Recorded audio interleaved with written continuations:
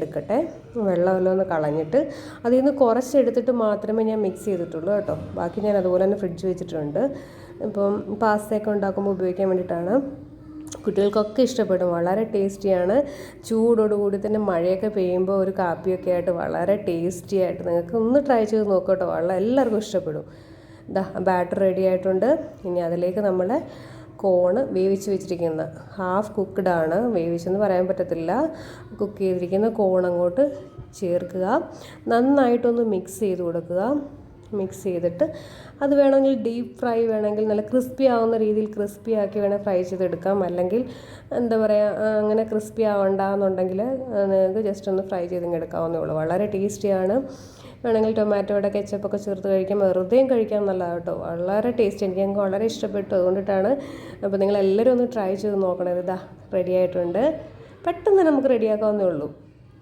ഇതൊക്കെ സൂപ്പർ മാർക്കറ്റിലൊക്കെ കിട്ടും കോണ്. അപ്പോൾ അതൊക്കെ വാങ്ങിച്ചിട്ട് കുട്ടികൾക്കൊക്കെ വൈകുന്നേരം സമയങ്ങളിൽ ചായയോടൊക്കെ സ്കൂളിൽ നിന്ന് വരുന്ന സമയത്തൊന്നും ഉണ്ടാക്കി കൊടുത്ത് നോക്കുക കേട്ടോ. എല്ലാവർക്കും അത് ഇഷ്ടപ്പെടും. കുട്ടികൾക്ക് മാത്രമല്ല എല്ലാവർക്കും ഇഷ്ടപ്പെടുന്നതാണ്. എല്ലാവരും ഒന്ന് ട്രൈ ചെയ്യണേ. വളരെ ടേസ്റ്റിയാണ്. നോക്കി റെഡി ആയിട്ടുണ്ട്. ഞാൻ പ്ലേറ്റിലോട്ട് മാറ്റുകയാണ്.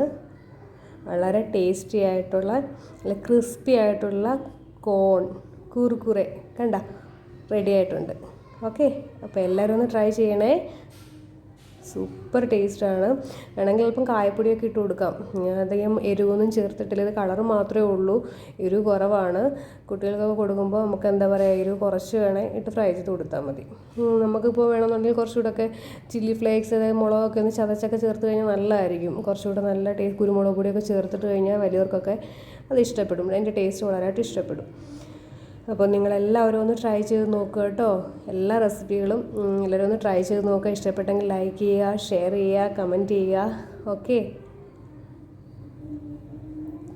ഞാനിടുന്ന എല്ലാ റെസിപ്പികളും ഞാൻ ട്രൈ ചെയ്ത് നോക്കിയതിന് ശേഷം മാത്രമേ നിങ്ങൾക്ക് ഇത് അപ്ലോഡ് ചെയ്യാറുള്ളൂ.